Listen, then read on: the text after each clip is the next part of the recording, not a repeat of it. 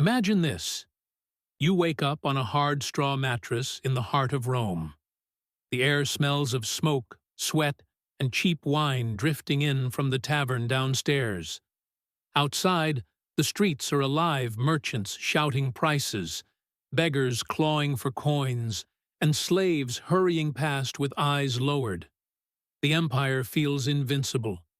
Marble temples tower above you, golden statues glisten in the sun, and senators in flowing togas speak of glory. But for you, an ordinary Roman, death lurks around every corner. The water you drink might poison you. The food you eat could be laced with parasites. If disease spares you, a collapsing tenement might not. And even if you survive the chaos of daily life, the empire itself demands blood. Gladiator games, public executions, a crowd of 50,000 chanting for death. And sometimes, the one dying is you. Because in ancient Rome, death wasn't an exception. It was entertainment. Life in Rome was dazzling on the surface: marble temples, bustling markets, and feasts for the wealthy. But for the ordinary citizen, every breath was a gamble with death. The water flowing through Rome's famous aqueducts looked clear, but it carried invisible killers. Lead pipes poisoned slowly, eating away at bodies over years. Wells teemed with bacteria, spreading dysentery and cholera through entire neighborhoods. Children often never lived past their 5th birthday. Food wasn't safer. Meat spoiled quickly under the Mediterranean sun. Bread grew moldy in crowded bakeries, and cheap wine was sometimes mixed with toxic herbs to stretch profits. A single meal could kill. And then there were the apartments, insulae, tall wooden structures rising 6 or 7 stories high, packed with hundreds of poor families. They were death traps. A single candle left burning could spark a fire that consumed an entire block. Or worse, a sudden collapse of rotten beams could bury everyone inside. Disease thrived in these dark, cramped streets. Tuberculosis, malaria, leprosy plagues that swept across the empire without mercy. Doctors existed, yes, but they were expensive, unreliable, and often dangerous themselves. Some prescribed potions of crushed beetles or ground bones. Others bled their patients until weakness finished what the sickness began. If you were lucky, you might die quickly. But most Romans endured long, slow suffering, coughing up blood in a dirty room, starving while the city feasted, or being crushed beneath their own home.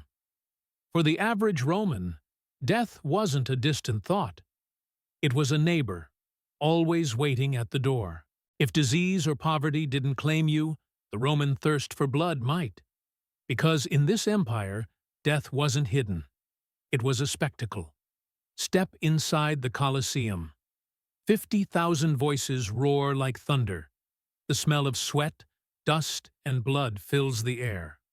Banners wave, trumpets blare, and all eyes turn to the arena below. For many, this was the only entertainment that mattered, watching humans and animals die for sport. Gladiators were the stars, but most weren't volunteers. They were slaves, prisoners of war, or criminals condemned to fight. Armed with nothing more than a sword, net, or trident, they faced lions, tigers, and even elephants shipped from the edges of the empire. Sometimes they fought each other, locked in brutal duels where only one walked away alive, and the crowd decided their fate. If a gladiator fell, he looked to the emperor or the people for mercy. A raised thumb could mean survival. A turned thumb meant his throat would be slit before the roaring masses. But gladiators weren't the only ones to die here. Executions were staged as theater. Criminals were burned alive, crucified, or thrown naked to wild beasts while the crowd cheered. Some were forced to reenact myths, playing the role of a tragic hero who, in the story, must die. Except here, the death was real. For Romans, death was not just punishment. It was entertainment, religion, and politics rolled into one. The more blood spilled in the arena, the more powerful the empire seemed. And if you lived in Rome, there was always a chance that one day the crowd would cheer for your death. If you think power made you safe in Rome, think again. Because the higher you climbed, the sharper the knives became. Banquets glittered with gold, wine flowed like rivers, and senators smiled across marble tables. But behind those smiles was poison, literally. A sip of the wrong cup, and your insides would burn as allies watched with cold eyes, pretending not to notice. Wives poisoned husbands, sons poisoned fathers. Even emperors fell victim. Take Emperor Claudius.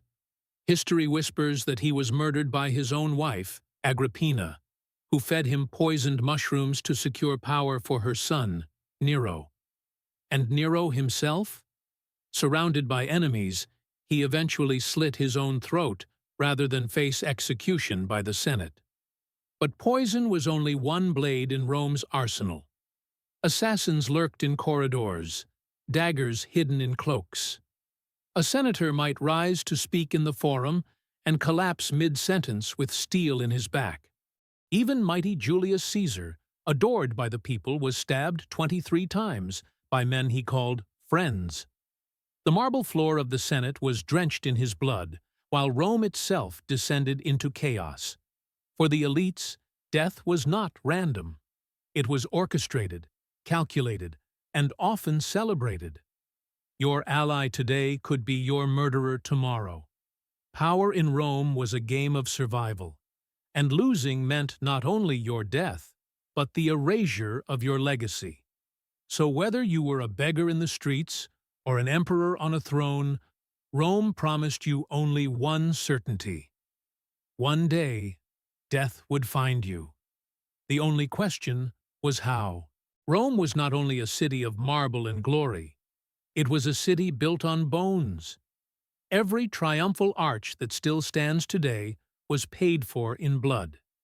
Every statue of a god, every column of the Colosseum was erected by hands that once trembled under the whip. Death wasn't just an accident in Rome, it was a currency. It bought power, secured loyalty, and built an empire that stretched across 3 continents. But death in Rome was also a performance. Crowds gathered in the amphitheaters, not just to witness gladiators, but to see the state demonstrate its control over life itself. When an enemy of Rome was executed, when a slave was crucified by the roadside, it wasn't only punishment, it was a message. Rome whispered to every subject, every province, "Obey, or this will be you." And yet, for all its brutality, Rome could not escape the very fate it imposed on others. The empire that made death a spectacle was itself undone by death plagues that swept through its crowded streets, wars that drained its armies, betrayals that toppled its emperors. In the end, the Eternal City learned the one truth it could never conquer. Even empires die. Today, we walk through ruins where senators once plotted and emperors once trembled.